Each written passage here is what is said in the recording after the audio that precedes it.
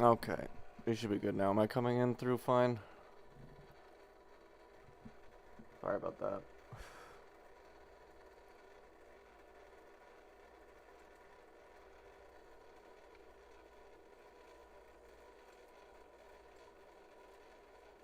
The weirdest echo.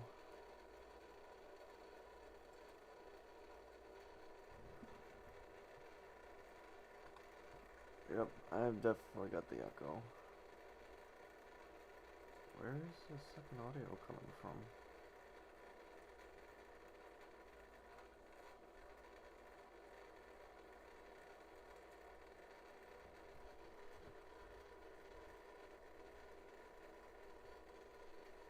I literally have no idea.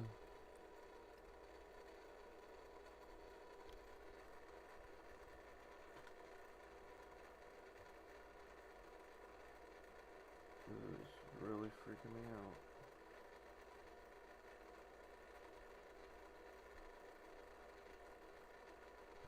Well, I guess I'll just take out my headset then. Problem solves itself.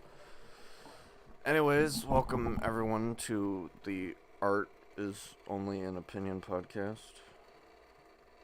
Tonight we're going to be talking about Berserk. Or at least I'm going to be talking about Berserk. But before we do that, I just wanted to make a couple of updates and announcements real quick. The first one primarily concerning my upload schedule. Originally I was just gonna do it new video once a month, and then maybe stream, twice a month or once every week. But unfortunately, because of life shit, like my job, um, practically working half a day every day with 2 hour drive going to work and then back, or 1 hour each way. Really impossible to get anything done on YouTube's end.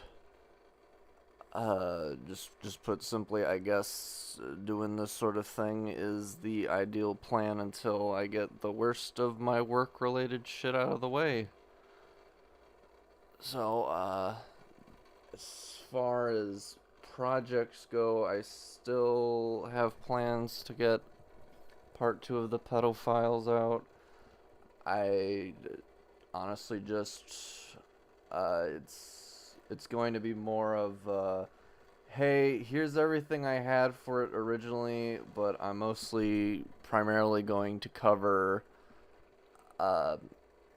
some things that Ruza had uploaded that lack the proper standards of evidence, and then just as well as just directing some points that I had some contentions with.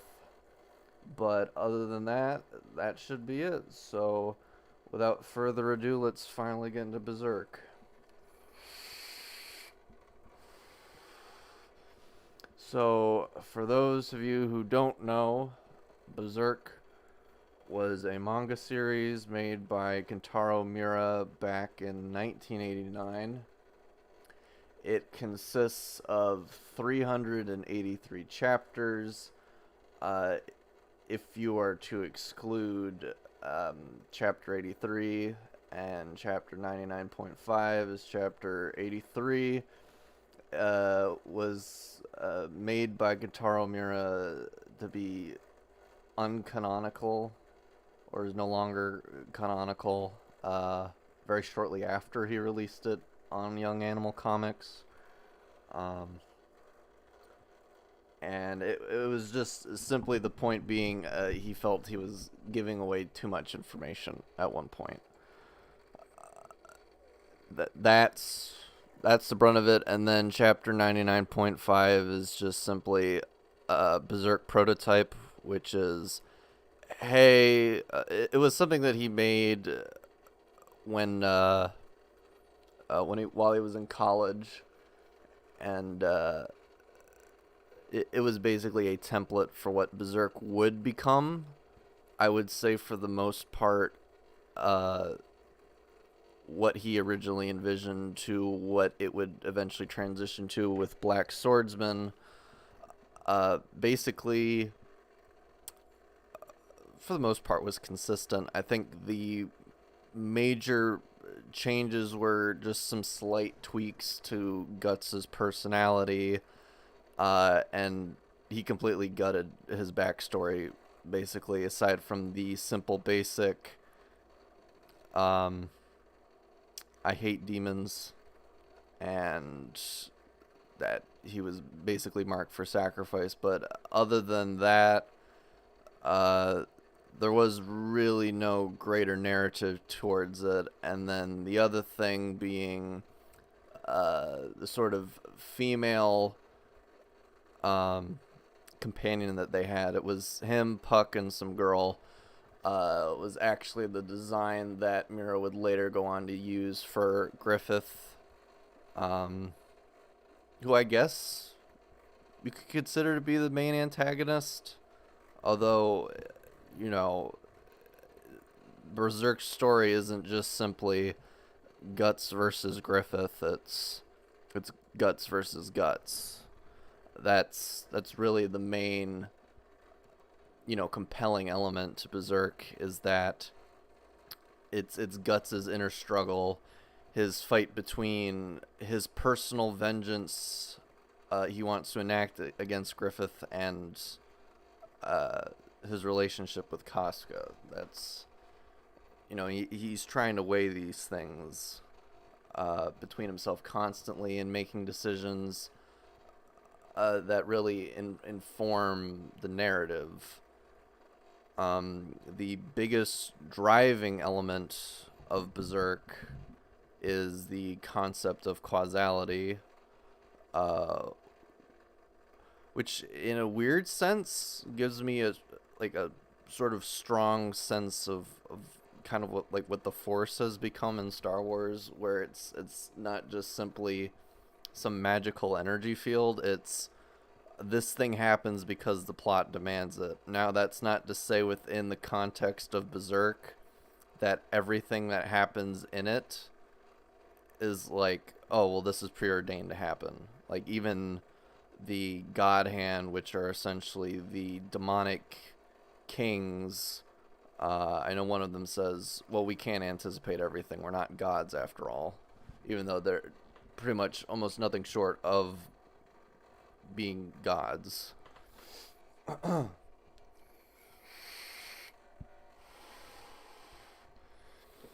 Now, another thing I should get out of the way before we continue on is Berserk's infamous hiatus schedule. One sec.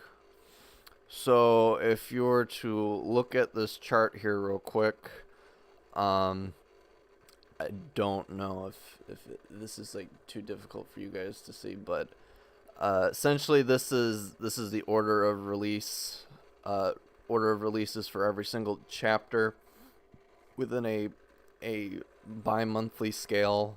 So there's 24 dates up top, and then it goes from 1998 all the way to 2015, which I believe the last one to be released was 352. So this one was made a while back, and it was around this point, or no, it was a little bit prior to this point, a couple years back, because it says it was 2018. 3 years prior to this, around the release of volume 38 of Berserk, Kentaro made the transition from traditional artwork to digital, which basically meant that he had to relearn everything when it came to his craft and drawing. But for the most part, I'd still say it's consistently good. How's everybody doing tonight so far?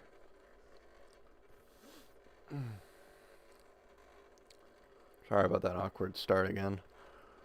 So if we're to follow the diagram real quick, so the the chapters in dark gray are Black Swordsman, then yellow is Golden Age, green is Conviction, purple is Falcon of the Millennium Empire, which Nito Mosquito reference to Millennium Falcon in Star Wars. Kentaro Miura was a pretty avid fan of the series. And then the last one being Fantasia, which honestly is a really fantastic name for a story arc.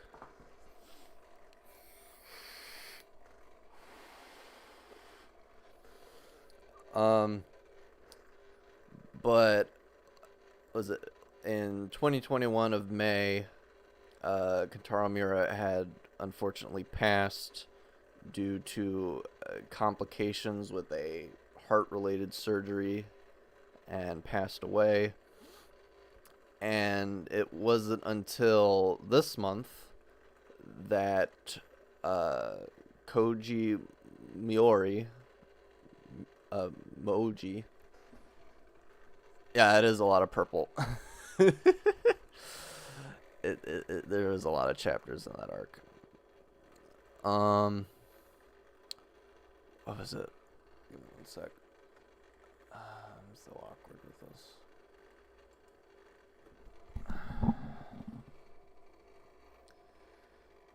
God, I'm just so tired. Kouji Mori, who's also an established mangaka, a longtime friend of Kentaro Miura, and from what I understand, he's gone on to say, well, I've heard basically the SparkNote version of what Miura intended to do with the narrative, and from what I can see so far, he's been pretty consistent with what he's told me. Actually, if we can continue on with this real quick. So, you can look at this graph below it. I guess it's not going to let me go down all the way. Well, very nice. This basically shows the amount of mangas that were released each year, or manga chapters that were released each year. It shows quite the considerable decline once we get past 2007. The other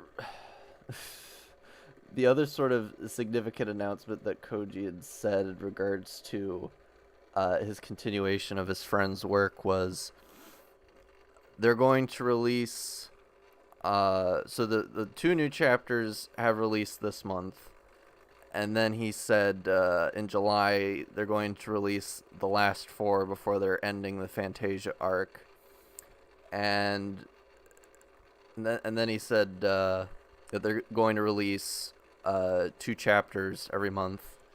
And considering the considerable hiatus that most Berserk fans have had to deal with, you can imagine that they're salivating at the mouth at this news. Me included.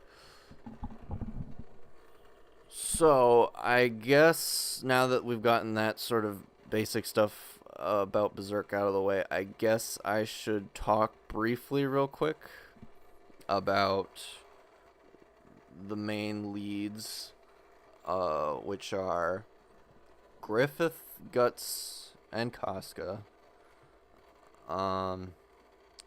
If I was to describe Guts, I would tell a short story real quick. So, a dude walks into a tavern, sees a fine-looking tavern wench, and asks her for what her rate is.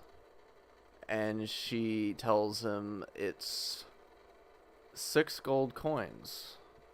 And unfortunately, the man has 3.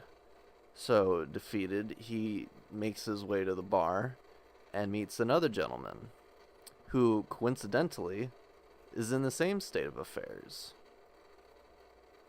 Except it also turns out that he has the other half of the payment. And they look at each other with a very satisfying look to each of them. They go to the woman. Time passes. They leave the nice lady's establishment. And the guy turns over the other one and says, "Man, that was a real good time." And the guy goes, "Yeah." It's like, "I feel really embarrassed about asking you this, but I never asked for your name." And the guy says, "I'm Captain BJ Blazkowicz the Third. What's your name?" "Frank Castle." So yes, to sum up Guts, he is the love child of Doom Guy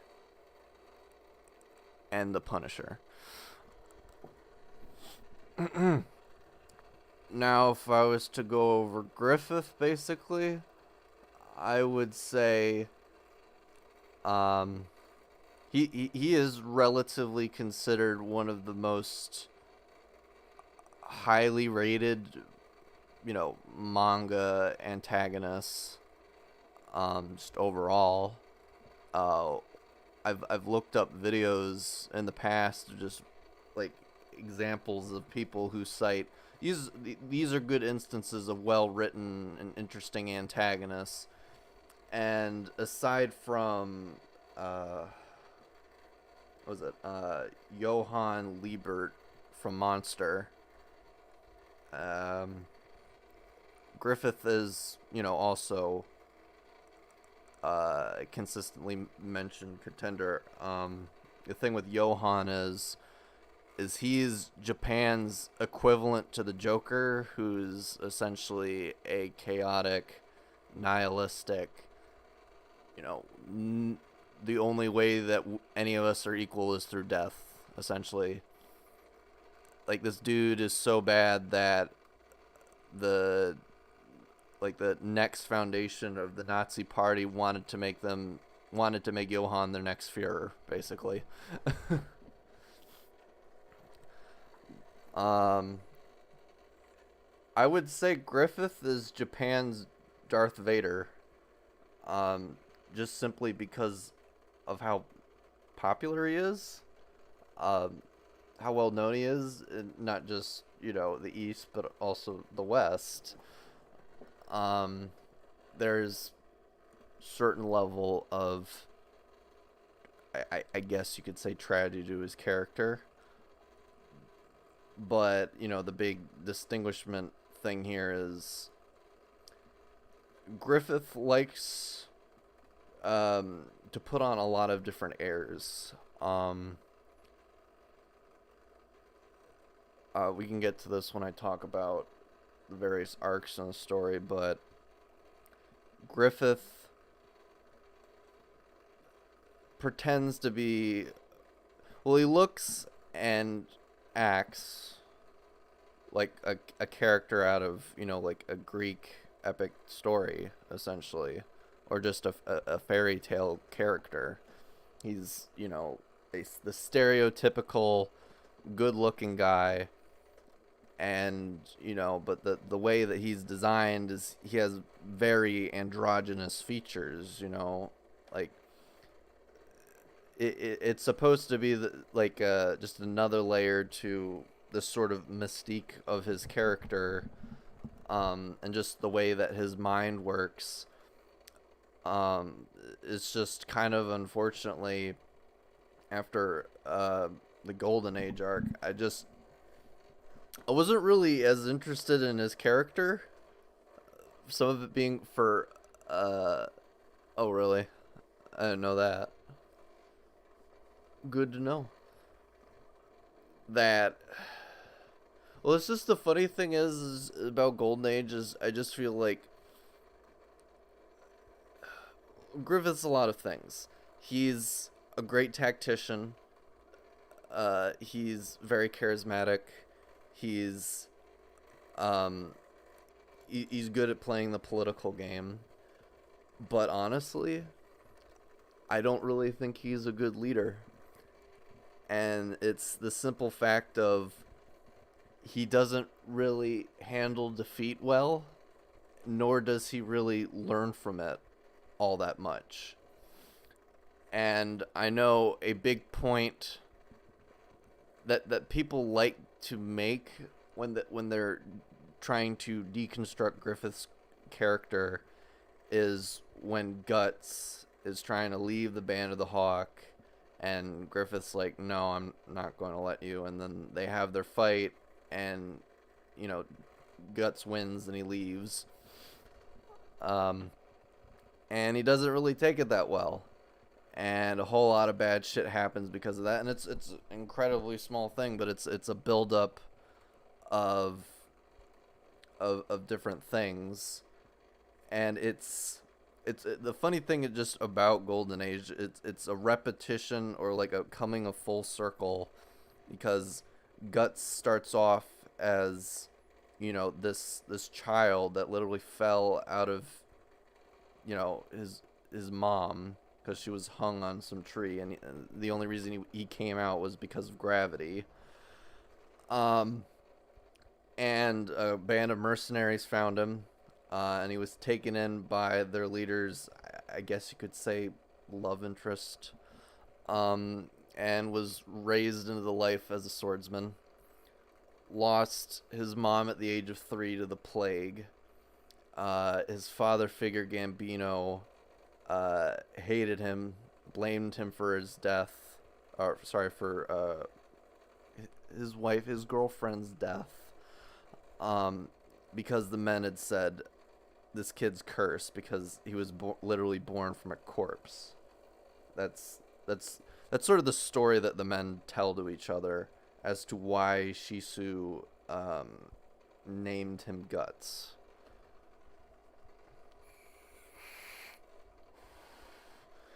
But it's that whole portion where Guts is with Gambino, that it's this sort of microcosm of Guts's overall arc in Golden Age. Is he's trying to impress the wrong dude.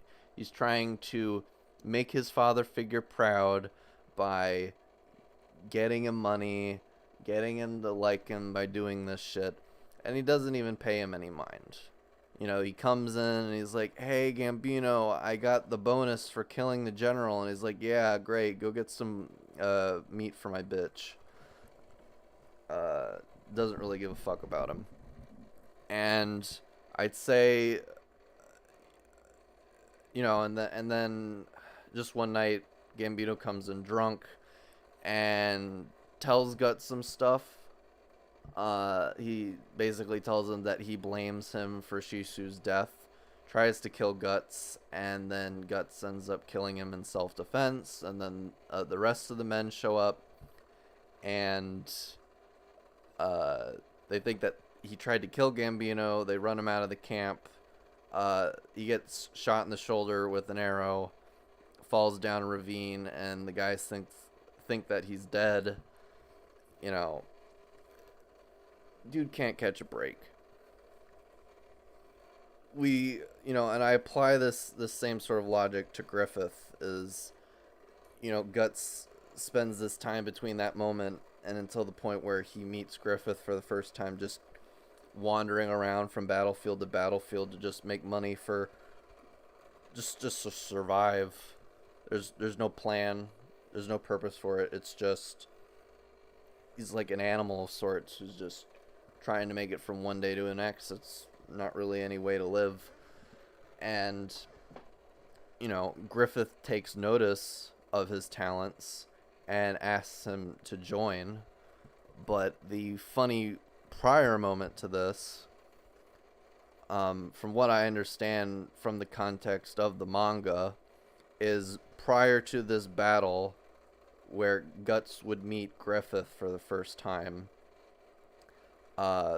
His group, the Band of the Hawk, have never lost a battle before. And Guts is assaulting this fortress that the Hawks have been fortifying for several months, when the people leading this operation assumed it would be taken in a few days. So that just goes to show, you know, Griffith's ingenuity, but at the end of the day, he lost. And the point that I'm trying to get to is he didn't really take it all that gracefully. We as the audience are kind of given a glimpse into this other side of Griffith that Guts never really sees. And what happens is Guts is leaving the fortress after he gets paid, and some of Griffith's men spot him. It's like, oh, that's the guy that killed Bazuzo and got the bonus because of that shit. I bet if we like attack him, we can like get the money. And one of the guys, Corcus, turns over to the Griffith and asks him, "Hey, do you want to like what should we do about this? Or like do you want to join in on this, Griffith?" And he just kind of looks at him and is like, "Do whatever the fuck you want. I don't really care." And because of that, he gets 2 of his men needlessly killed. And then he sends Casca in to fight Guts, and she almost dies, and she would have died if Griffith hadn't jumped in and helped her.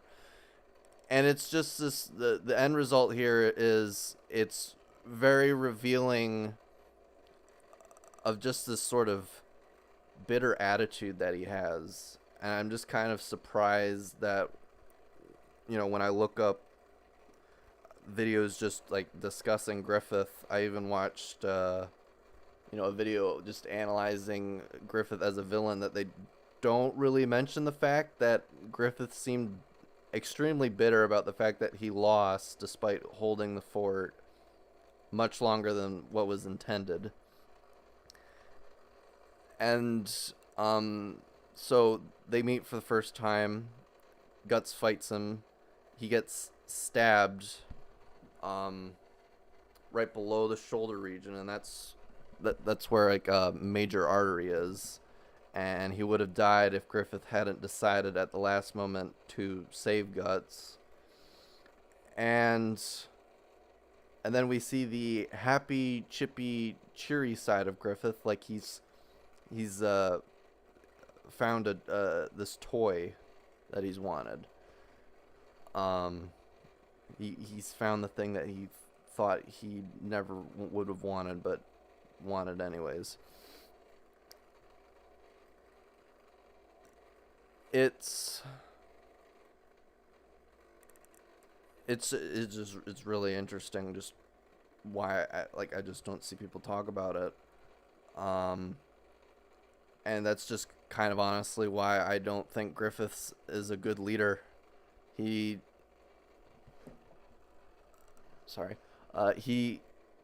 just doesn't really seem to learn from failure. But just the funny thing is that there's 2, maybe 3 instances where Griffith would have suffered what I would consider a loss, but I'd exclude the 3rd one because it's more of him making a sort of personal compromise by sleeping with some dude who's, let's be frank here, a pedophile, so that he could get some easy money. And this was prior to this kid who joined the group who died fighting in a battle, and he felt really bad about it, I guess. And Casca sees that Griffith was with this guy, and then the next morning, she asks him, like, what was up with that? And honestly, I think he was just being straight up with her. He just told her straight up, I did it for the money. I did it because we needed the money. And immediately she gets very defensive, gets very critical towards him. And it's like, we could have found another way, we could have tried something else, didn't have to do this. And she's just saying all this shit that he doesn't want to hear. He doesn't want to be questioned. He doesn't want, people questioning his decisions. And instead of getting angry, or instead of, saying, yeah, you're right, or maybe I should have talked to you or, like, the group about this, he starts going off on some, like, bullshitty kind of teary-eyed story about, oh, I blame myself for that kid's death, I just couldn't bear to see anyone else get hurt. And then he starts grabbing his arms and he starts like cutting himself with his fingernails. And Casca sees this and she immediately starts breaking down and begging him to stop. And you know, she apologizes to him. And then just like that, he's all happy again. Like it didn't fucking happen. And that's, and this personally for me, from there, from what I've observed, just doesn't really, he doesn't like to be honest with people. I know that some people kind of question whether Griffith was straight up like being legit with Guts, but it's the whole thing about his character is like you tell enough lies to people, like no one's ever like to everyone around you, then you start becoming the lie. You can't be straight up and honest with somebody. He's just playing a front, and after they rescue him for doing some really stupid shit, because again, Griffith's a fucking child.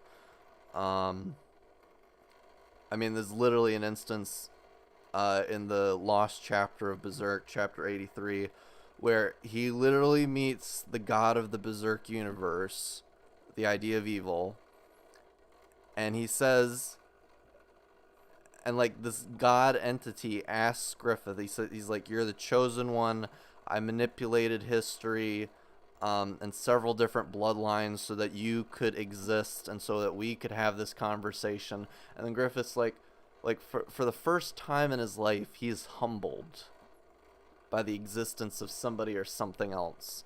And he asks this entity, what do you want from me?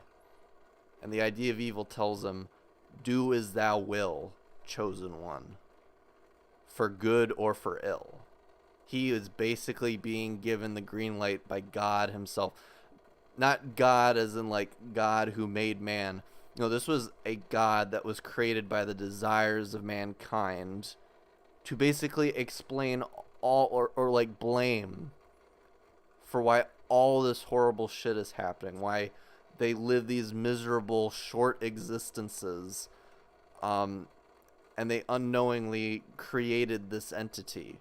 And this entity, which represents mankind's unconscious, collective unconscious will, made Griffith to do whatever the fuck he wants.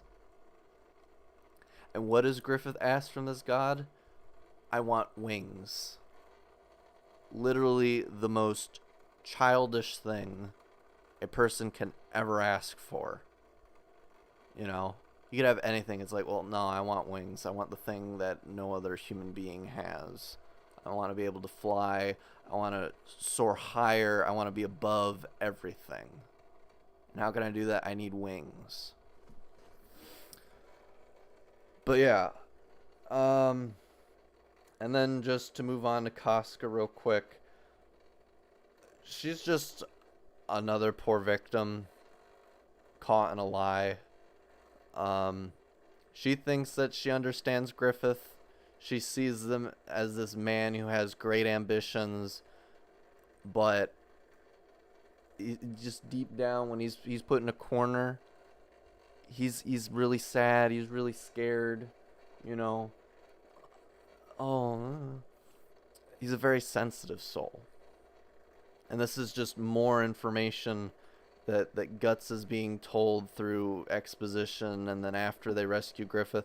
And there's just this other scene during the Black Dog Knights arc, like once they rescued Griffith from Windhelm, and they're being pursued by this basically scorched earth band of mercenaries, whose leader is an apostle. He's a demon. He's a humanoid being that can turn into a horrific monstrosity. He's a gorilla with a penis tongue, essentially.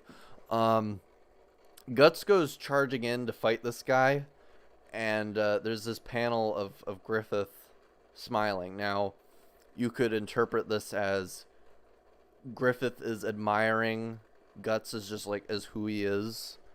This person that I wouldn't say he fell in love with, but just like, this is the guy that will do anything to win. and I really admire that about this guy. To or am I gonna watch Guts die? I can't wait to see that happen. And I guess that's the advantage of when you cut a guy's tongue out and you don't know what he's saying properly, and he's not really saying anything, is that you can go to some kind of dark places in that sort of set of circumstances. But Casca was born to a family of peasants, farmers, in some far off Asa nowhere place. And so she decided to become a servant to pay, just make money. I don't remember if it was to help provide for her family, or it's just because it's like, well, I just want to live somewhere nicer and also just like get paid for it. And the noble who hired her decides to have his way with her, and so she escapes from the carriage, tries to fight this dude off, and then Griffith shows up. He doesn't cut this man down. He just throws his sword in between the two of them and tells Casca, it's fight or flight, bitch. Like, make your choice. And she chooses to live, and kills that guy. And her life is forever changed because of Griffith. She's enamored with him, but at the same time, on a tragic sort of level, she knows that she can't be with him. And that's just another thing that I like about Golden Age, is it's got that very nice sort of triangular relationship between Guts, Griffith, and Casca, is that Griffith loves Guts, Guts loves Casca, and Casca loves Griffith. And then by the end, it's kind of sort of funny. It's flipped around the other way, but it's kind of more like Griffith is clinging on to Casca, because there's a couple of moments prior to the Eclipse arc is, Griffith in it is completely mobilized state. He's got his tendons torn. They skinned part of his flesh off. They kept him in a dark room, all that time. His muscles have degraded to nothing. Like, even if he goes through some kind of recuperation, he's never going to be able to fight again. He's never going to be able to lead again. And my money is he probably might have a couple years left to live, and then he might most likely die. And she's changing his bandages, and then he decides to get on top of her. And he can't do anything. All he can do is just lay on top of her. And she kind of just lets it happen. There's nothing really bad that happens. He can't really do anything to her. But I think that's kind of his way of saying, I don't want you to leave. But I think this is, like, it's his way of still being manipulative. And in a sort of weird sort of sense, this quote unquote, like, he could be honestly being like, I am in love with you, Casca. I've been in love with you this whole time. I just can't, it's just as you think, I just can't be with you, because my goal is to have my own kingdom. So I have to marry the princess. I can't be with you, yada yada. That's kind of his way, and this is sort of completely debilitated state of saying, like, I love you. But it's already, by this time, like, she's already with Guts. But she still hasn't moved on from him. And why I say this sort of lie/truth sort of backfires is she basically tells Guts, you need to leave. Like, if you really care about Griffith, you should leave. And I think that made him upset, because I don't think that's what he wanted to have had happen. And then the other sort of indicator that Griffith has feelings for Casca is when he's in the carriage, chasing some figment of his imagination of his younger self.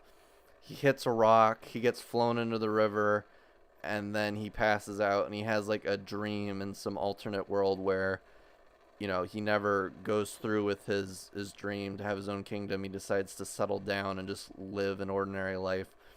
And he's with Casca, and they have a kid, and they name their kid after Guts.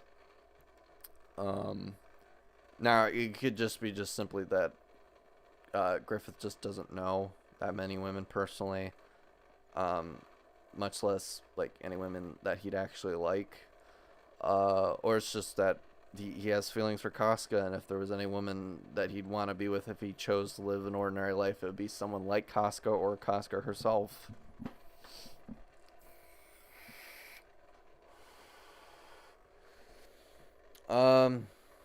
So if I was to rate Berserk's arcs, excluding Fantasia because it's not done, I would say it goes Golden Age, definitely. Then Empire, then Conviction, and then Black Swordsman. But funnily at the same time, I would say that the arc that does the most damage to the overall narrative of Berserk is actually Golden Age. For a couple reasons, but I can get onto that when I start talking about my complaints with the series overall. My first one being, I have it written here in my notes. Bullshit. Guts shouldn't have survived that. Yeah, even back in Black Swordsman, when Berserk first came out, there were quite a number of instances where I was like, that's bullshit. Guts shouldn't have survived that. There's literally a part in like his second fight that we see him in against an apostle. It's like this giant ass snake dude. He gets hit by his tail so hard that he gets sent flying into like a brick or stone wall. And then he gets back up from that. And I'm like, no, you shouldn't get. Well, not only that, but I think he also gets like whipped or like crushed on the back by its tail, and then he gets hoisted up. And then, you know, this guy does the thing that most of the apostles in this fucking series does. They start monologuing. They just can't help but boast about how great they are, and then Guts like says talk to the hand, and then he blows their face off. He does it with the King of Koopa Castle. He does it with the succubus that he fucks. He literally stuffs like a Thanksgiving turkey at the literal first panel of the manga. And then the same with Rosine. I forget. I don't think Wylad was. I would say like monologuing or anything, but he was definitely like, oh yeah, I'm gonna do it, man. I'm gonna fuck this girl with my penis tongue. And then Guts says, get that disgusting thing out of my face, and chops it off with his sword. Super awesome. But yeah, no, then Wild gets like, Zod teleports behind him and says, nothing personnel, kid, do as thou wilt, and then impales him with his horns, and then he dies. Fucking awesome. Let's see, and this is even like pre-Berserk armor Guts, because like once he gets the Berserk armor, like there's even just some more instances of bullshit where it's just like, you're in this suit of armor where you don't feel pain, and yet this armor is literally ripping your body apart so it can like put you back together enough so that like your limbs and your joints are like aligned again properly. And even Shirke, who's you know, master, like told her to give him the armor, was like, yeah, I heard that the last guy who had this, like, he fought until like he bled to death. Another big example is the fucking eclipse. And I'm going to say, like, it's bullshit that Guts survived, but more so Casca, because what Black Swordsman establishes about the brand of sacrifice, which is the thing that Guts is cursed with during and then post Eclipse arc of Golden Age, is it's this symbol that basically means that you're demon food, and you're basic like when you die, you're going to help Griffith like become more powerful than he already is, which is kind of sort of the stake of Berserk, or the personal stake of Berserk. If Guts dies, is if he dies, he'll just make Griffith that much more stronger, and it's the same way with Casca because she's also branded. But the other thing that is mentioned by one of the God Hand members is it's sort of kind of pointless that Guts is fighting these apostles and killing them, because all he's doing is making himself more enriched to feed on, which means, and he's been killing a lot of apostles, so much to the point that his iconic sword, the Dragon Slayer, can literally cut through a cloud, a demonic cloud, and can also like disrupt the corporeal form of God Hand member. So I'd say it's relatively ridiculously powerful. But anyways, my sort of issue is Black Swordsman establishes that the brand reacts to when there's like evil presences or evil spirits or even apostles around. It can basically sense evil energy, is what it means. And the more evil the entity is, the more the brand will react. And Black Swordsman demonstrates that when Guts gets close enough to Griffith, although fair is fair, the other 4 members of the God Hand were there, a literal geyser of blood comes out of the back of his neck, where his brand is. Casca's is like, on her left side of her chest. And it's just, the other thing that's funny is it's just like there's a big inconsistency about it. So Griffith is right on top of Casca, making physical contact with her, and yet her brand is barely reacting to it, when like she should be bleeding profusely to the point where she should be in shock or like die from blood loss. And then you have Guts, who has dozens of apostles all over the place. He's like, so he gets his arm stuck in one of them, and then when Griffith is doing his thing with Casca, he chops his arm off, and when it's shown when he does that, he's like bleeding from every single orifice on his body, because he's got like fucking cuts and scratches everywhere, and he's just cut his fucking arm off. His brand should be bleeding like crazy. And then he gets pinned down by 4 apostles, and he's like a few feet away from Griffith. He too should be dying or dies from blood loss. And then, after it's done, like, he loses consciousness because there's just so much one man can take for one day.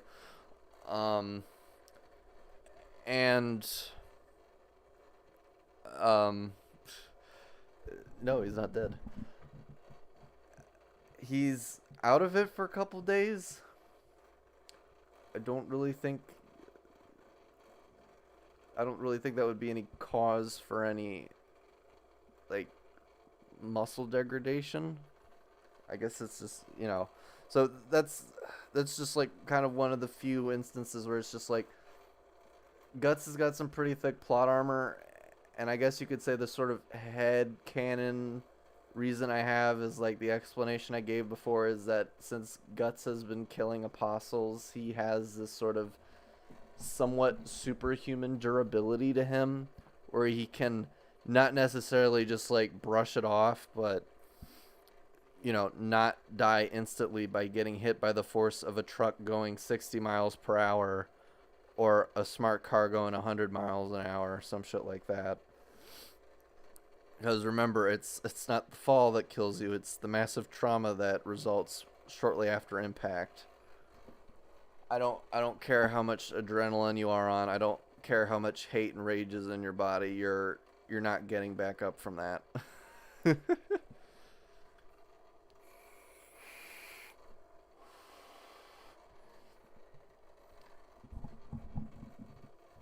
I haven't really meshed in my head together with like the sort of inconsistencies with the brand itself, but apparently apostles can sense the brand.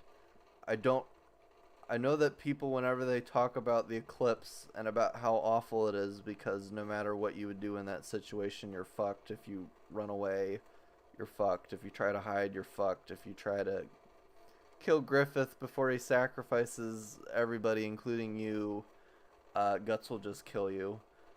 So you're fucked. Yeah, it's a no-win scenario there.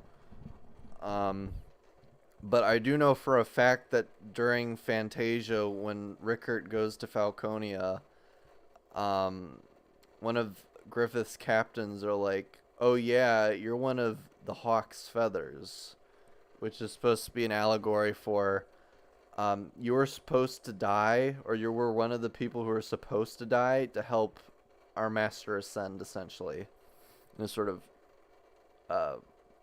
somewhat, I'd say, zealous or religious sort of context, because he's a demon king, and obviously the demons would worship him. But he's kind of also just like a prophesized savior. He literally was the promised savior that were in the dreams of like everybody in the world.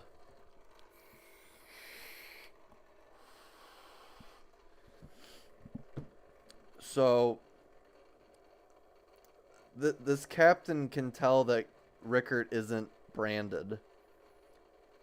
I'm not saying that like that they should have a mile-long radar range to them. Obviously, there should be some special exceptions. That there are apostles who just have higher senses and are just able to find Casca or Guts like much farther away. But I just can't, for the life of me. It's just like that simple fact, like it does so much damage to Black Swordsman, because the first encounter we have with an apostle is literally at the beginning of the manga, when Guts is fucking some woman and she transforms into a hideous monster, and she's like, "Ah ha ha, I have you trapped." And then Guts like puts he tells her, "Talk to the hand, bitch," and then he drops his cannon hand and then blows her face off. And then when he fights the Snake Apostle, I think it's like a chapter after that, that he's shocked to find out that Guts has the brand of sacrifice. And I read this after I had seen the 97 anime. This was like before I started reading the manga, and I was like, yeah, he is branded. How do you not know that? And then when Guts fights, oh, and then the other thing is when he's fucking this woman, it's at night, and the other rule of the brand is that dark spirits will come, evil dark spirits will come in dark places or at night, and they will he has to spend the whole night fighting them off, or find some safe place. But that's not Guts's MO. He'll just fight until the day comes. There are no evil spirits showing up, and the simple explanation being is that rule didn't exist, obviously, and just the same way with apostles being able to sense the brand. It's just that's the curse of storytelling, is that when you add a rule in, you want to make sure that it doesn't contradict what came before, and unfortunately it sort of kind of did. um and then when Guts is in the prison, like, obviously there were a bunch of people that probably died in those dungeons, or at least enough people where some spirits would show up, because these aren't just like evil spirits that come out of the ether. Like, these are like the souls of people who have died and haven't moved on.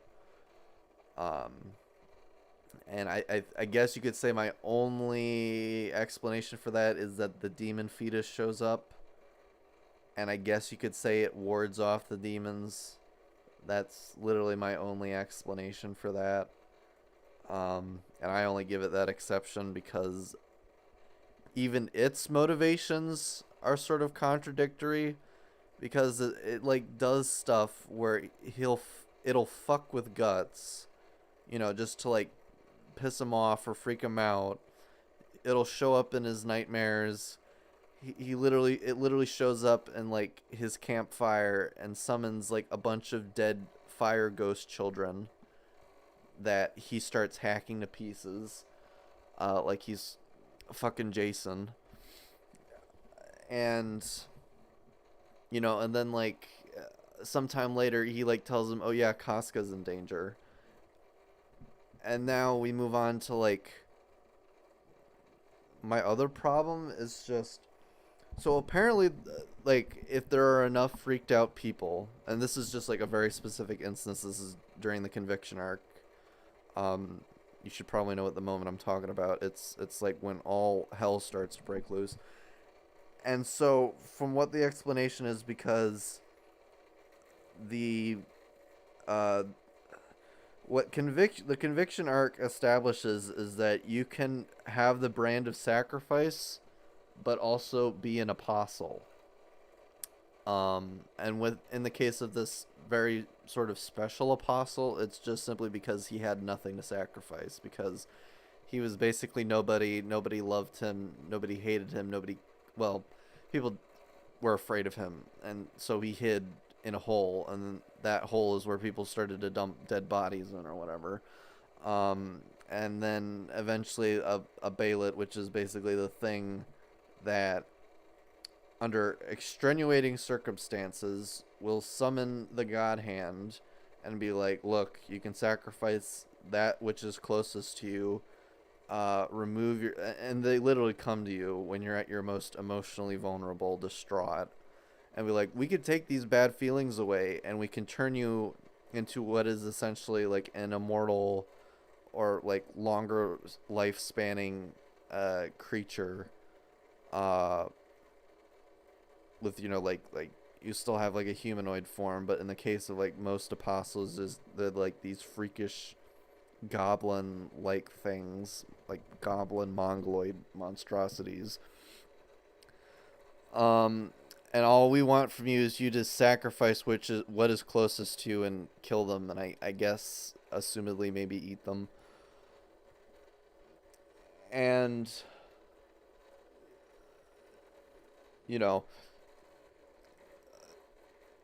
the thing is, so this apostle, Guts, and Casca are all in this one location. So there's 3 people with the brand in the real world. There's a whole bunch of pandemonium because you've got the religious zealots having the poor, starving, confused peasants on one end, the superstitious ones, and then you've got the cult of heretics that are like taking acid, participating in orgies, shit like that, just because they want to escape from like all the bad shit that's happening to them. There's plague going on, a fucking foreign army is about to invade, Midland is like, despite winning the 100-Year War in the Golden Age arc, like, there's no food, there's a fucking plague spreading, the fucking king isn't doing dick all because he's, upset that, his daughter doesn't love him anymore because he wants to be Sweet Home Alabama towards her. it's fucking chaos, and in all this pandemonium and fear, just real bad shit happens. So it's like in that sort of specific scenario, it's like sure I'll let that rule pass.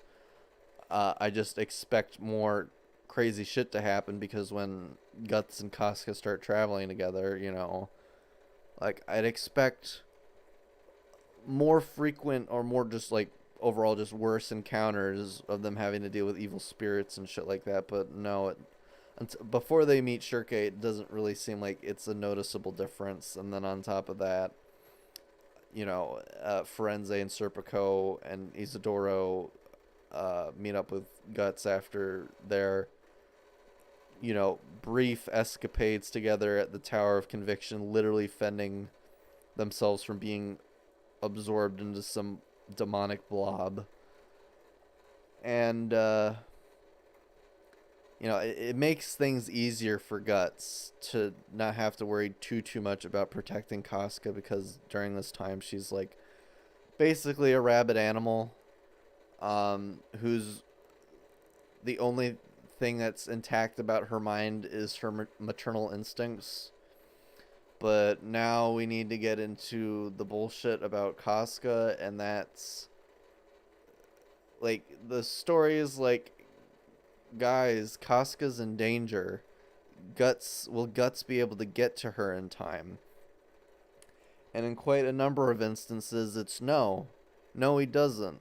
But then there's some bullshit that magically saves her. He gets captured by the religious zealots as a witch because she has the brand, and because she has the brand, like a whole bunch of crazy shit happens. And so they're gonna put her in, one of those torture devices, like that casket sort of thing with like the nails on all the ends of it. I forget what it is. And so they close the door on her. She should be slowly dying, or should be dead soon. But no, the fetus demon baby saves her. And then a whole bunch of other shit turns loose. And then she's about to get crushed by a bunch of rocks. And then Griffith saves her, because the narrative's like, oh, when Griffith returned to the physical world, the demon fetus was like incepted into his new vessel, and therefore like its feelings towards her, because she's its mom, compelled him to save her. And then when Guts and Casca are traveling together after their safe haven is destroyed by Zod,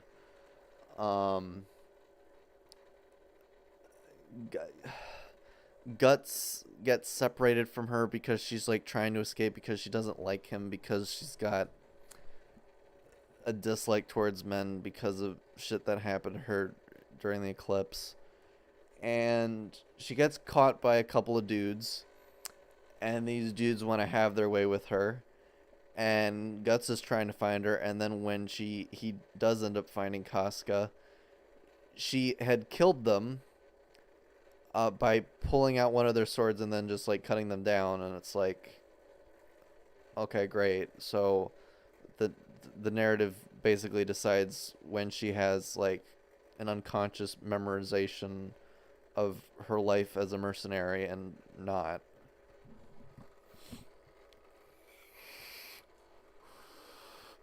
That's just like another small issue that I sort of have. This one's also kind of nitpicky, is post conviction arc, or I guess you could say like more specifically post lost children arc, conviction arc. Puck's story arc kind of ends after he sort of kind of saves Guts from these little tiny evil spirits, after he like collapses from his long and very ridiculously stupid fight with Rosine. Stupid but awesome fight. And he has like his little like quill sort of flower thing that he fends them away, and he's like, see, I saved you. I I don't need you, and he's like laughing at this shit, and he completes his character arc. Now him and Guts are friends, and now 95% of the shit that Puck will be doing is be like, okay, I'll definitely say post Tower of Conviction arc. Um, Going on into like the earlier parts of Empire of the Falcon of the Millennium Empire. He just is literally a guide. And when he's not guiding, he's just being comic relief that you really do or don't need to read. Oh yeah, I forgot to mention this. The link to the manga is in the description. Um, I literally got done reading chapter 363 today. Um, and I was just posting in my Discord just various images of the chapter. And it was shortly after they got done with a very big narrative reveal. And for like the next 7 to 8 pages, it's just literally Isidoro fucking with like the wizard girls and him getting into a fight with Shirke, and then Izuma shows up on a Kelpie and he gets like caught in its mouth, and I'm like, what the fuck is happening right now? Like, why? Like, I don't know. It's not even just Puck. It's like even Isidoro too. Like he has his like big moment during like the part where they're like fighting the trolls, and like we learn some more about his backstory. Is he basically ran away from his dad? That's like really all as much I can say about his character. He wants to learn how to fight. He's a really big fan of the 100-Man Slayer, who's actually Guts, but he doesn't know that, and for some reason Guts doesn't want to tell him. I guess you could say it's just like he doesn't want Isidoro telling everybody, "Hey, I'm traveling with the 100-Man Slayer." That infamous mercenary who was the former leader of the Hawks Raiders. So it's just kind of like, yeah, that's fine. I can accept that. Um, but other than that, it's just like, the fuck does he do besides comic relief? Um, and it's like after Casca gets her sanity back, and like she offers to spar with him to like help him practice his swordsmanship. There's no really opportunity there for either of them to develop their characters more. Like, I don't even give a shit if she starts regurgitating information we already know. It's like, I'd like to see the two of them actually have a conversation, not like us cutting away from something else. Um, and then just like having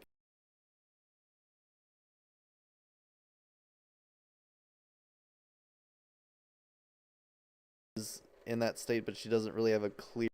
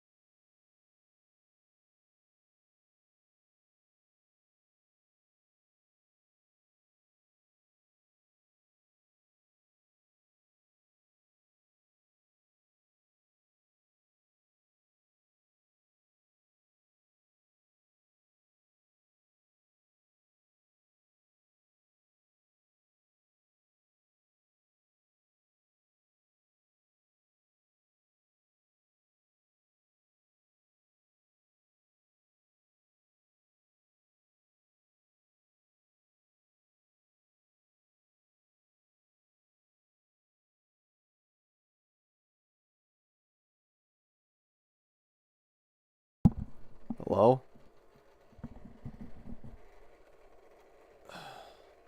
Narden, where did I cut off at, man?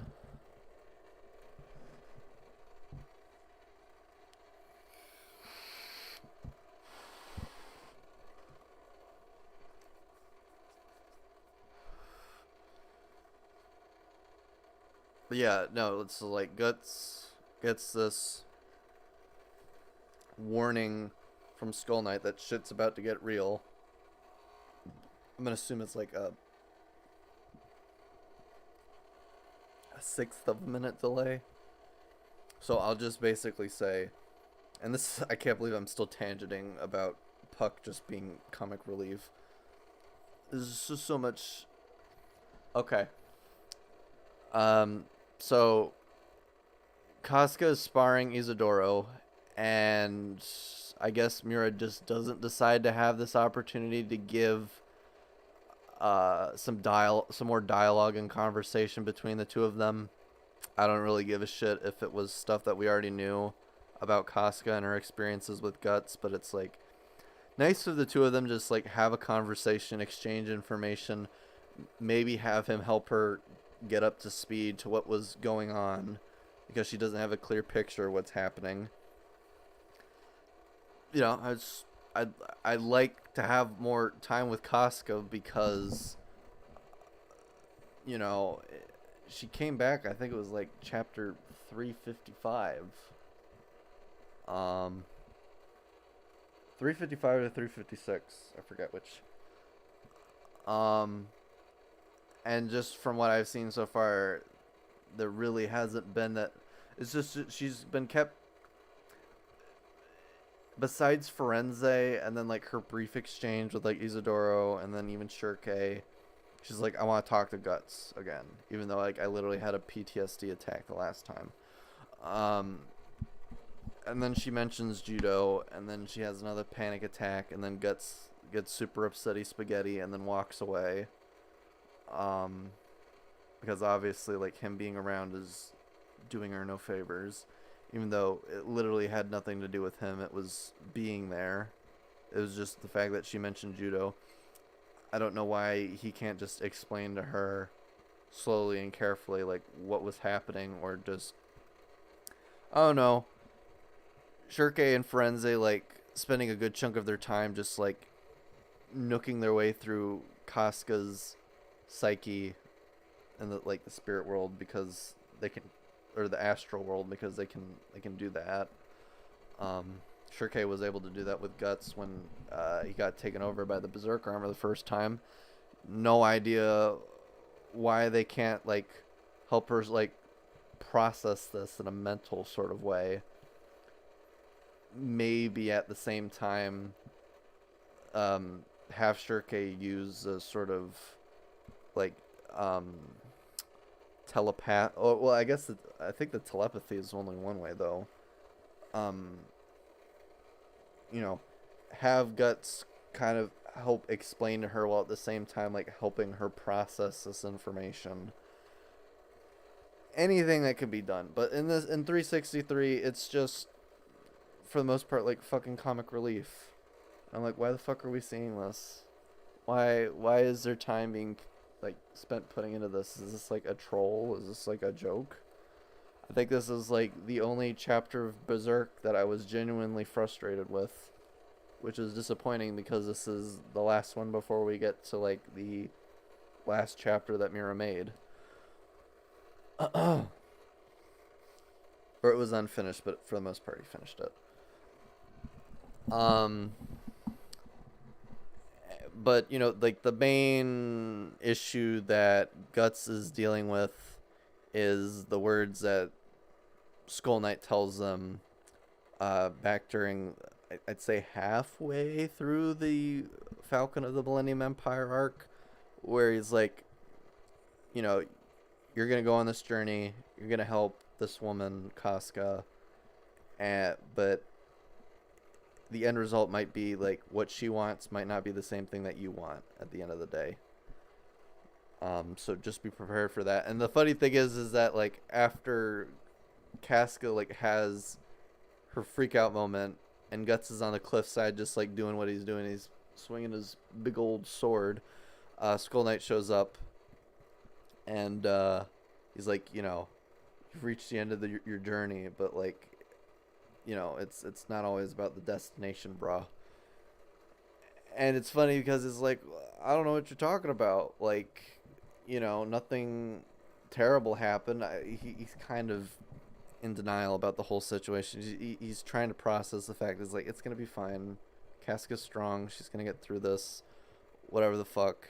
They're having like a sort of awkward conversation. It's like, it was a rough journey, a slightly rough journey, but nothing I couldn't handle, and I ultimately got my goal accomplished. And then, and then Skull Knight's like, "That's good, that's good. I'm happy for you, bro."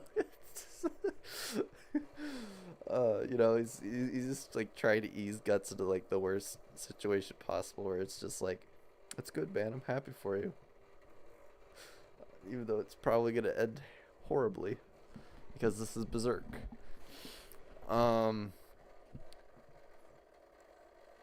But yeah, it's just like, besides like his vague warnings, and I forget what that name of that one chick is, but like, biggest things that he does is that like he saves Casca and Guts from the eclipse.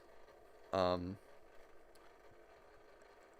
then I guess the other thing is like he helps fuck up the world, because he has this sword called the Sword of Attenuation, or the Sword of Actuation. I think it's the Sword of Actuation.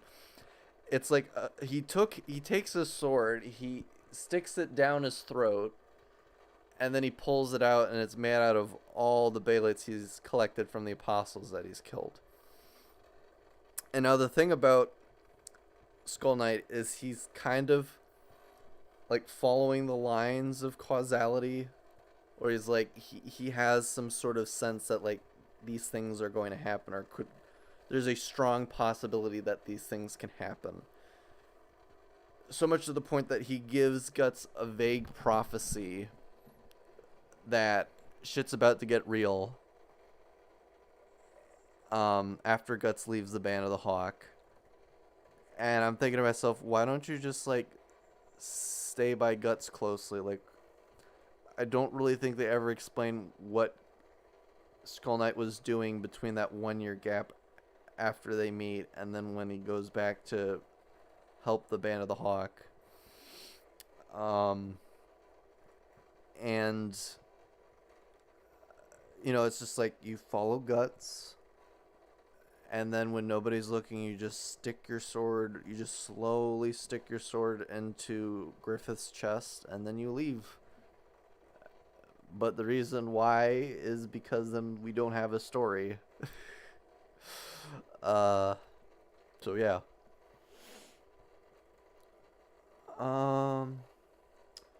But overall, it's just like, I really liked Puck and Black Swordsman, and the brief time that he was in Golden Age, the Conviction arc. He definitely got a lot more goofy, but it was like fine goofy. And now like in 363, you have him like cosplaying as Yoda or Sidious, and then the other elves are like cosplaying as stormtroopers, and one of them's literally fucking Jar Jar Binks. Like, god damn it, man. So, I mean, overall, I'd still say that Berserk's humor is pretty solid. It's just that when it comes to Puck's humor, when it's just like injected at almost every single panel, I'd say post-Conviction, it's like, well, it's there, but you don't really have to read it. It's not really that important. It's just like him saying a thing, and most of the time nobody really reacts to it. And so it's just like, it's pointless. And his role as a guide isn't really all that much either. They just kind of like, they go from a place and then to another place. And that's about it.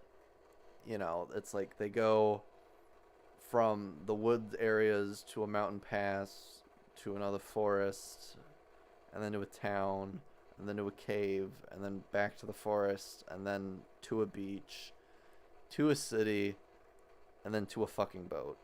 And then they get to Elfheim.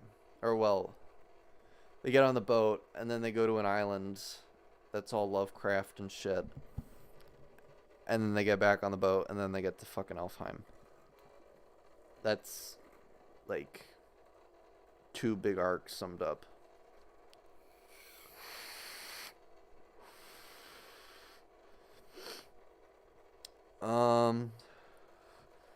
In terms of, like, complaints off the top of my head, I think that's about it. So without further ado, let's get on to the reaction, shall we? Sorry for the long wait, but now we can get to the moment we've all been waiting for, and also I've been waiting for.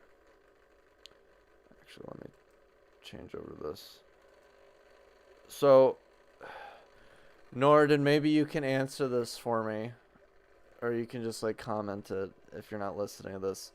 So this is chapter 363, and this is after Guts has his, like, vision, when they meet the Forger, and he's shown a vision of Skull Knight's past, and they show the moment when, like, Void and the God Hand are there, and he basically becomes the being that he is now. And Guts says here, no doubt about it, that was an eclipse. I was like, I'm pretty sure that's not what the eclipse looked like in Golden Age, and at the same time, I thought that's supposed to be the vortex, or in context to chapter 83, that's like where all the emotions that get sucked in and out by the idea of evil goes. But it's also the same vortex that's shown in Black Swordsman when the Count summons the God Hand.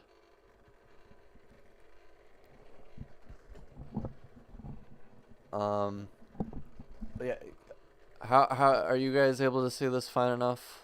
The text on the screen. Actually, let me see. Wow, we've been going for an hour and 18.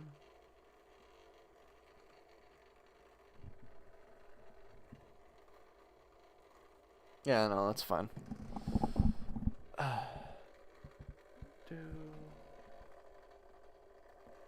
So yeah, this is assumedly the resting place of where Skull Knight's Bay is, and that's the Elf King, and she has a striking resemblance to Skull Knight's wife. I guess it's, and then she's like, do you want me to rustle your jimmies? And he's like, bitch, I'm too angry to be horny. But yeah, and then here's all, like, the funny shit that happens, like, Isidoro is, like, reverse pantsing the girls, whatever, and then there's just, like, a fight, and then there's Yoda Puck over here, shit like that, and Isidoro is literally using the poor elves as, like, projectiles. And he's just doing it arbitrarily. It's like, you guys treat me like shit, and this is my payback for you guys, like, bullying me, even though I'm being, like, a dumbass, perverted kid, and it's like, eh. Boys will be boys, am I right? But yeah, is this looking good for you guys? Just, like, let me know. And then here's the Kelpie, and there's Isma. Sweetheart as always. It's just like, all this weird shit is happening, and it's like, can we please get back to, like, Guts and Casca, please? Like, some people have been waiting, like, what, 15 years for this? Not even? Like, Jesus. So yeah, and then Guts and, like, the old, oh yeah, and there's, like, another moment that I just remembered that bothers me. So when they get,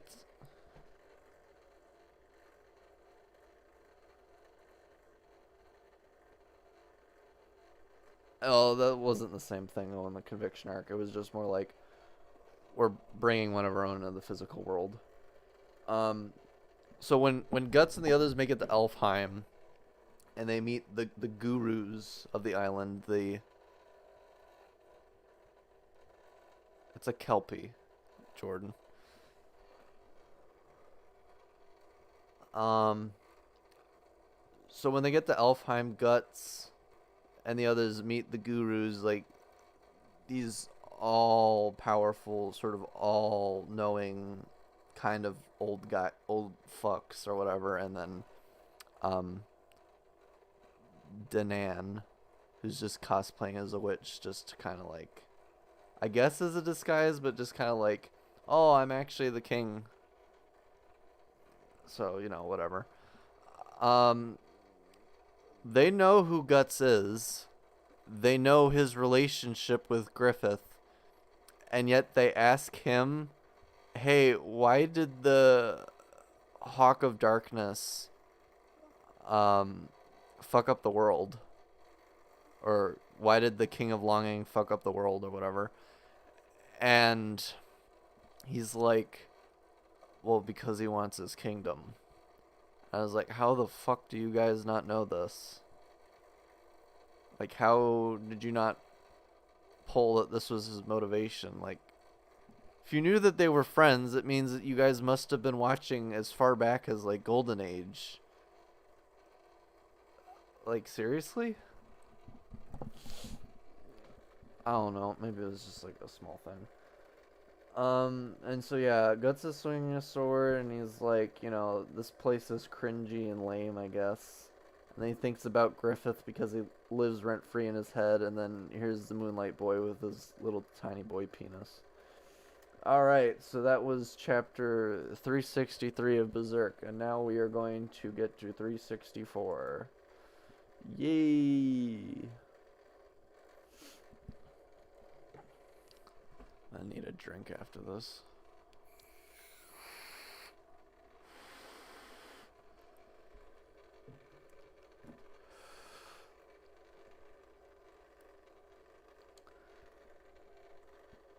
Oh yeah, and this is the Moonlight Boy, by the way. He just shows up and sort of deus exes some of the problems here. He's also Guts and Casca's son. He used to be the evil demon fetus baby.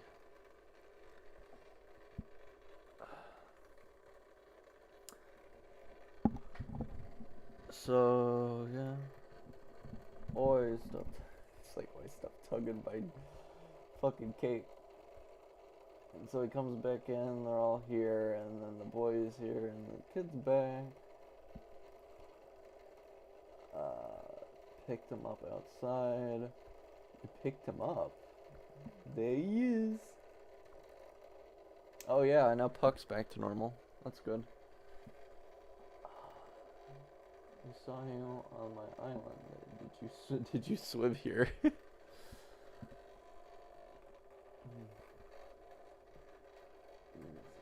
really. Oh yeah, and then like, what is it? The sage guru guy is like, oh yeah, Shirke, your teacher was like really close with Skull Knight or whatever, and then she got kicked off the island, or she got voted off the island because she violated a taboo. And she's like, what's the taboo? Like, she's asking herself, what was the taboo? And she doesn't ask the guy, what was the taboo? It's like,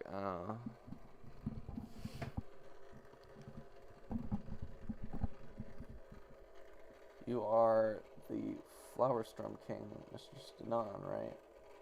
Yes? You took that form to watch over us. Oh yeah, so she thinks that he's the king. Interesting. Oh yeah, and then she shows up, and she's now very confused. Shirke is very confused.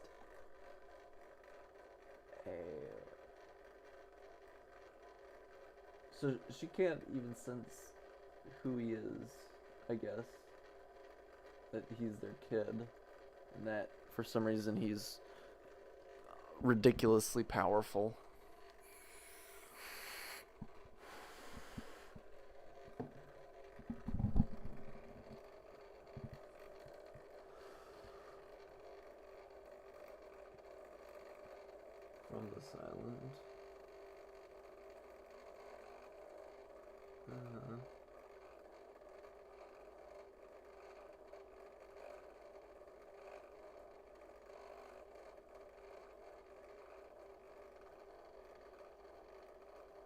So then Guts picks up the kid. Alright. And is like, I'm gonna go back to swinging my sword. It's like, bring this kid to Casca. I don't want to deal with this.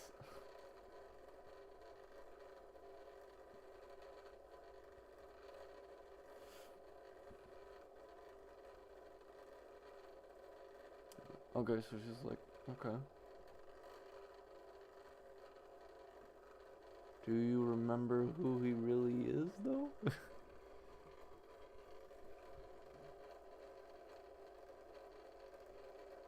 Huh. Now I'm interested to see if there's gonna be like any flashbacks that Casca remembers that we didn't see. Hmm.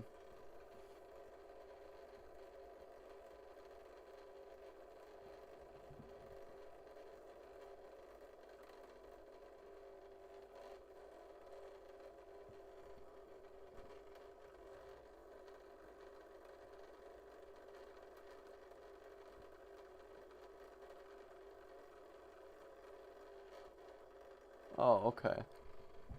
So she knew that they were coming because of Flora. Alright.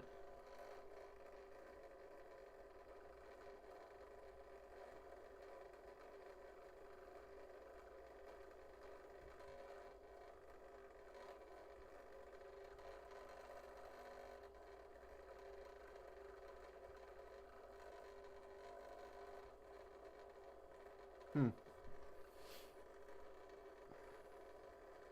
Pure-hearted kid.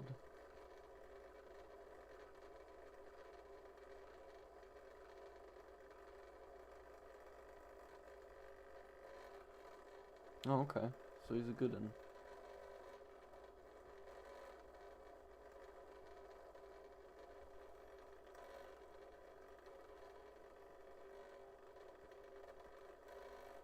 I didn't realize how bad the latency was.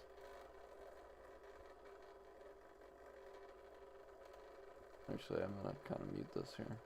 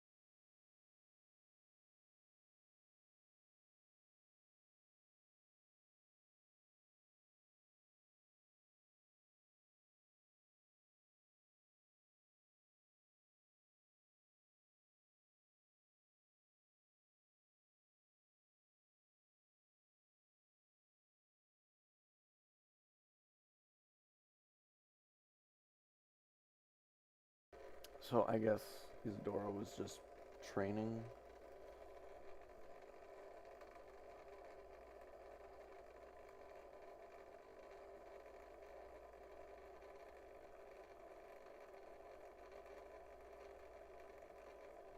Oh yeah.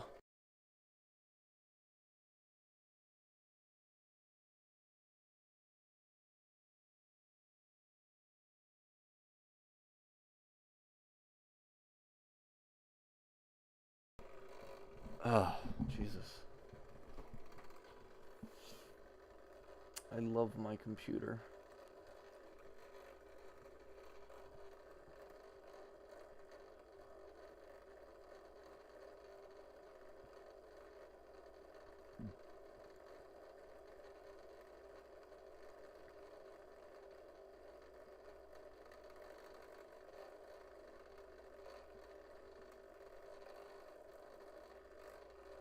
Huh.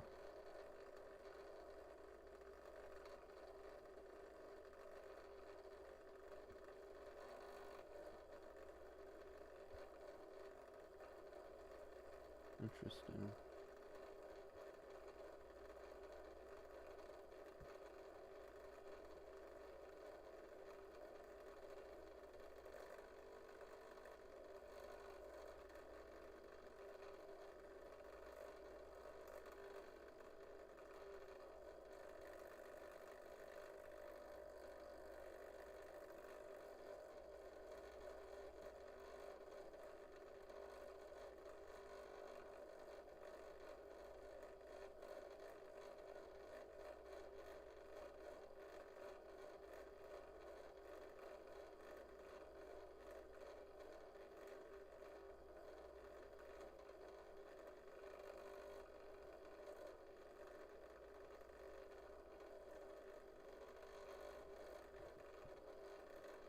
He's wearing the armor. Oi, oi.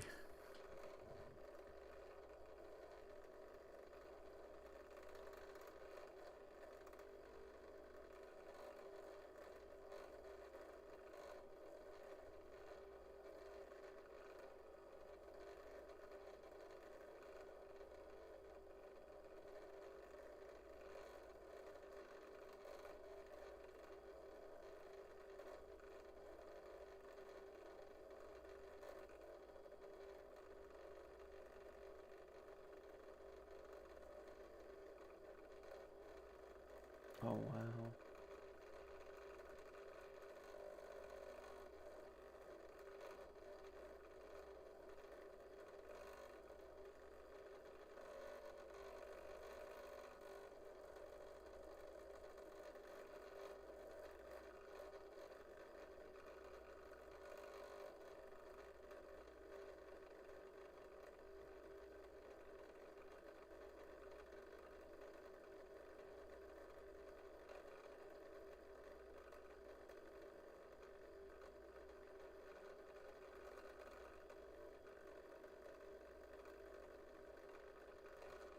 So these are Casca's thoughts, but then...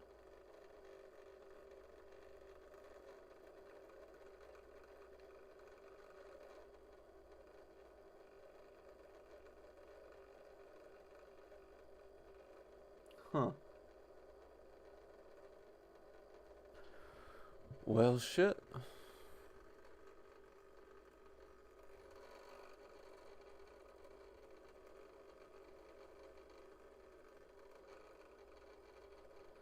That is quite the cliffhanger indeed.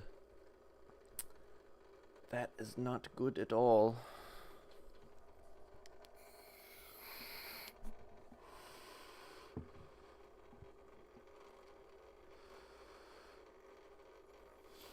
Well then. Oh wow, now my mail tells me that I'm streaming. Thank you. That was quite something.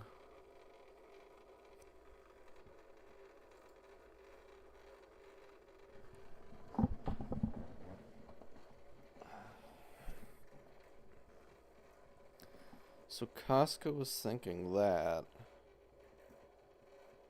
and then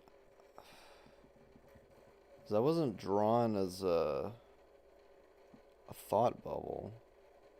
Like someone's actually saying that though, because it wasn't a simple narration either. So I'm assuming Griffith was the one who was saying that. Huh.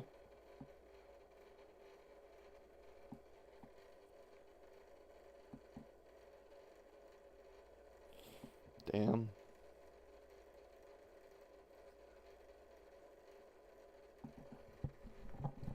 Well then, I guess we should move on now.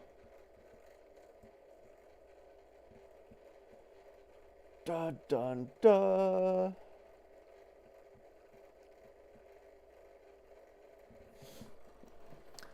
Wow, it's so good to see Puck drawn normally again. It's such a nostalgic feeling. What the fuck were you doing before then, man? So now he senses Griffith, and now all the marrows underneath the boat sense Griffith, and all the creatures and fantasy animals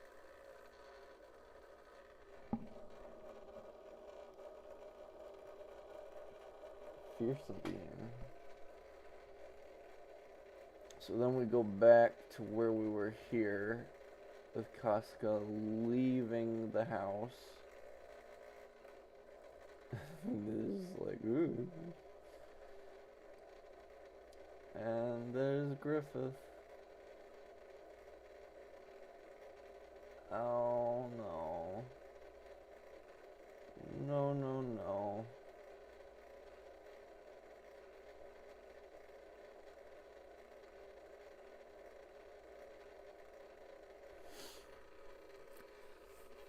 So,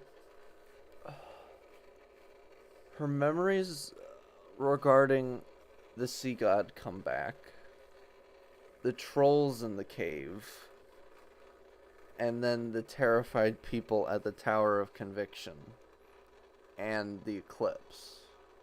Or she's having, like, momentary flashes of it as once more her PTSD sets in. um, I don't know why you'd pick those. I probably would have chosen the ones. Well, I would have kept the eclipse.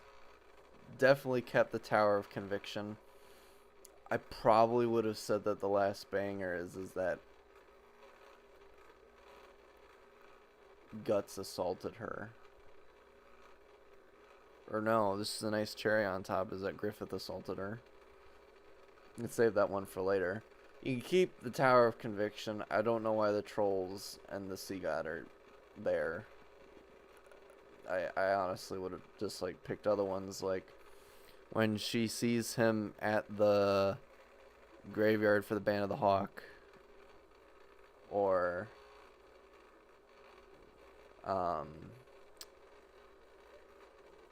when she's caught by Wylad, or when Griffith is on top of her when they're in the carriage. I don't know why you picked those. It's just a weird choice.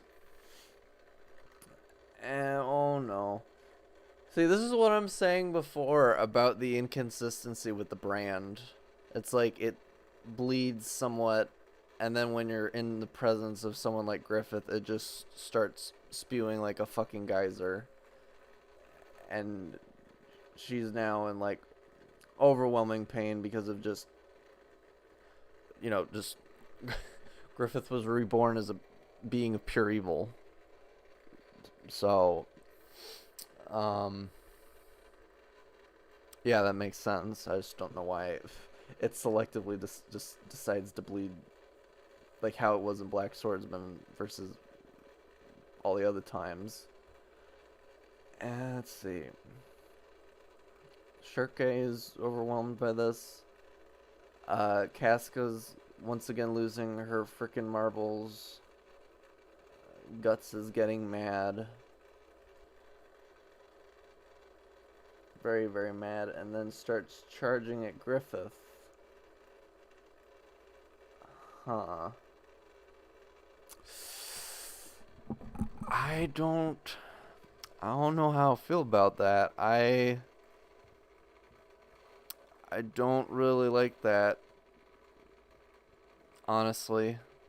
Like, I know we've been waiting so many years for Guts to actually, like, land a hit on this guy because he's been cucked by so much bullshit in between. But it's just like every single time there is nothing, or, well, even if there is something between Guts and Griffith, it's Casca who's always the one that stops him dead in his tracks. I guess you could say the situation is different because it's like, oh, you're this kid this whole time and doing whatever the fuck with Casca. You know, I'd just be like, really, like, if I was Guts in this case, at the very least, I probably would have turned over to her and, kind of notice that both her and Shirke are kind of out of it and be like, hey, I need you to get Casca the fuck out of here.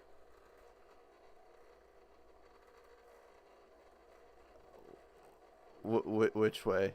Oh, hang on, let me scroll all the way down. There you go.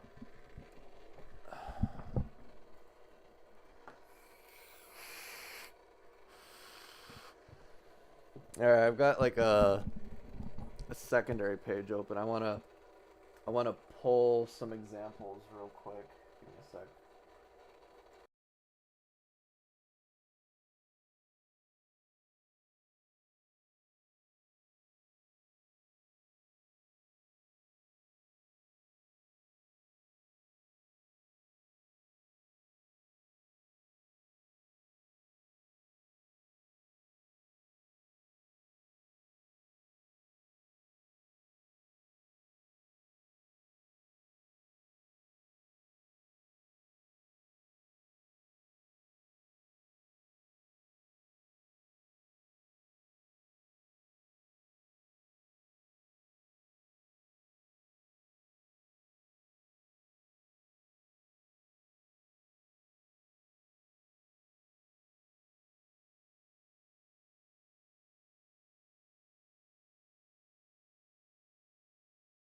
All right, so it's right here. It's near the back end of the conviction arc, and this is when Griffith comes back to the physical world. All right, actually, give me one sec. Oh no, it's fine. So here he is in all of his glory. Griffith is back, and the Kushans all see this. Everyone's just standing there like a bunch of jackasses, you know.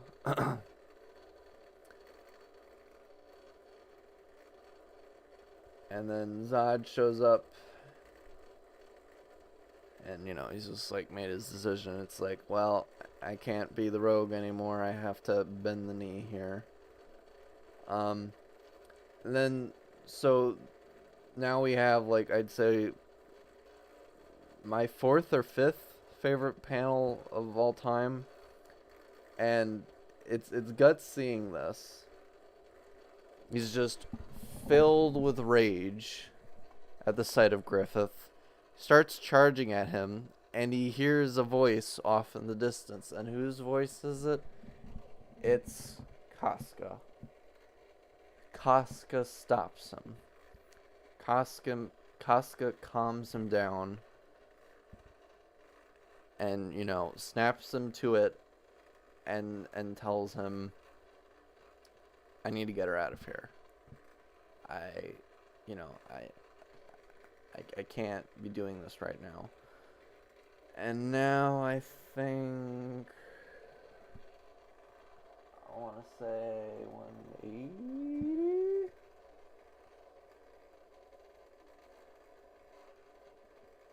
Yeah, so he's fighting Zod.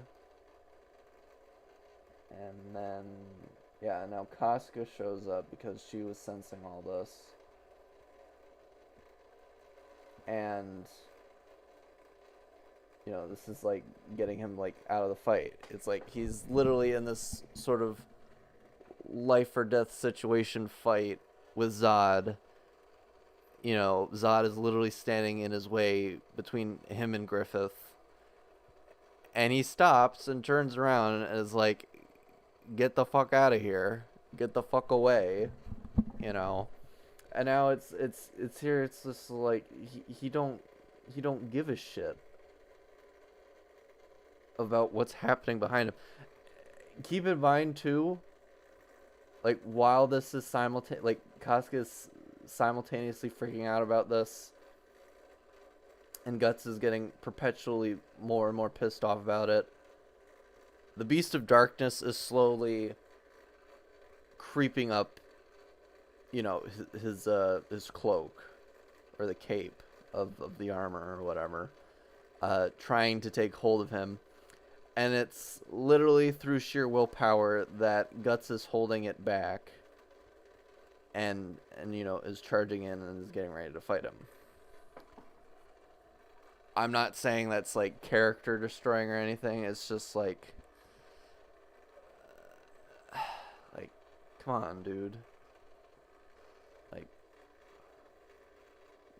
Moji, the fuck, dude?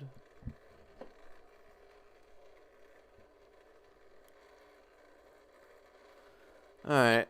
Does anyone want to say anything about what I've said so far?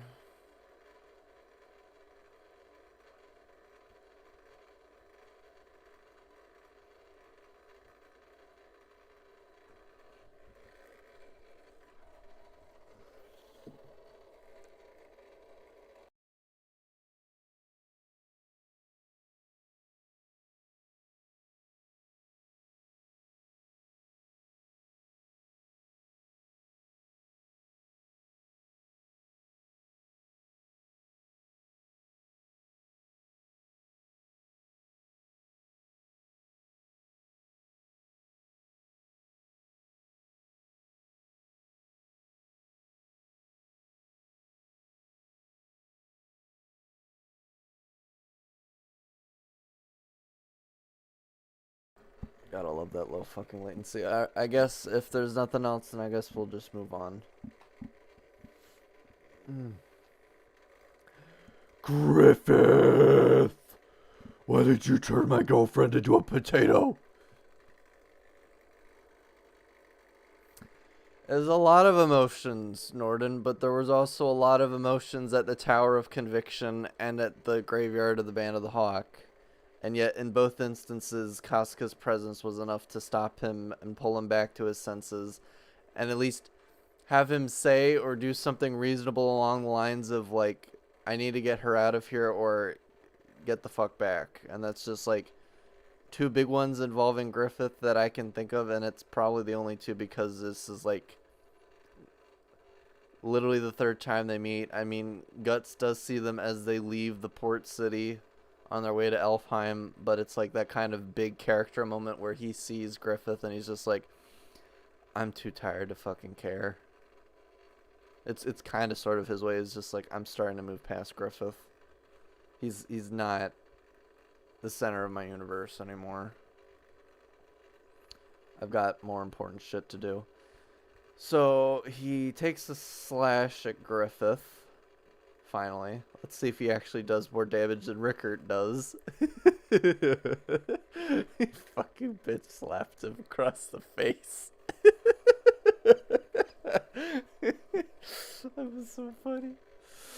Best Berserk panel of all time. Where is it? There we go. Oh, wow. It was an after image.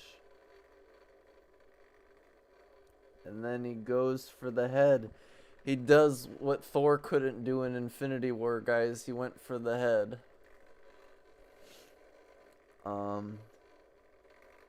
shit. Oh, wow. He actually got a lock of his hair. A single strand of his hair. Very nice, Guts. You've done more damage than an evil demonic Kushan Emperor could. But still less damage than Rickert. And it didn't do fuck all. I just love how he's standing there naked. He's just smiling at it.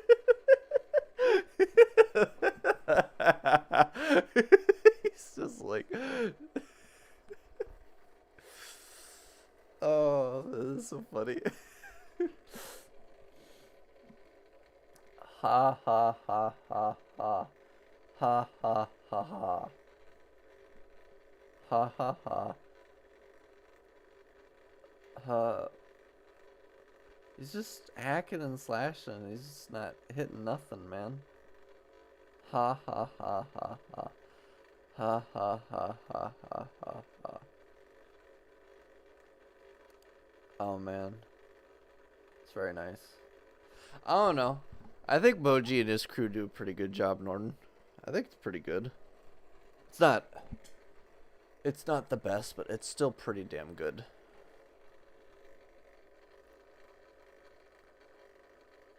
And now we transition to Shirke, who is being completely overwhelmed by the maelstrom of Griffith's presence, because yes.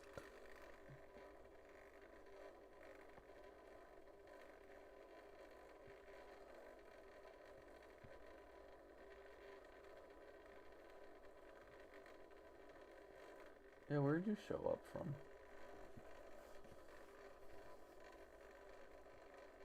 Why not?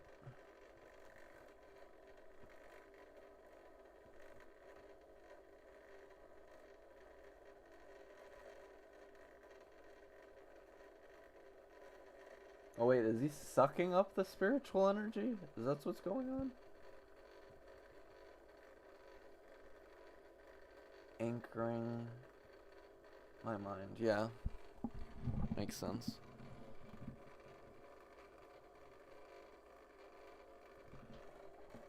And there's just like the goofy panel right there at the end. Yeah. So now they're back. Alright. Casca's out of it. She's all tuckered out. He's just still going at it. Where the fire come from? I guess he's just creating the storm. Griffith is creating the storm just by being there.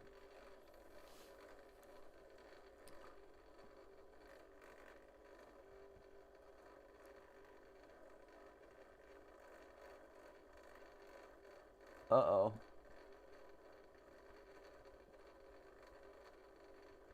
Oh. Oh, here he is. Here he is. It's Zod. Yee. Rematch we've all been waiting for, and it's done. Okay. Alrighty. And that was chapter 366 of Berserk. And now we've got 4 more before the end of Fantasia. Not bad. Not terrible. Pretty good. I guess I just have that one point of contention, and it's kind of with Guts, but that's about it. I don't really have any super big complaints about that.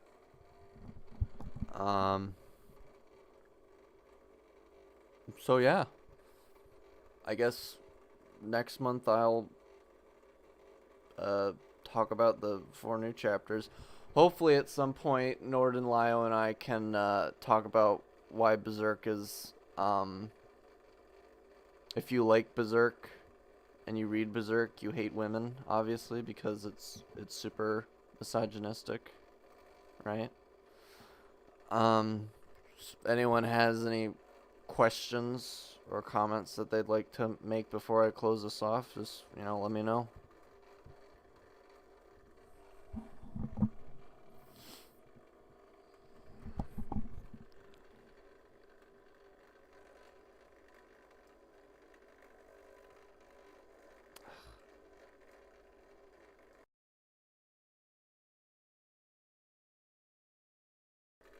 I know, right? Women, gross. Fucking cooties. They're also menstruating all the time.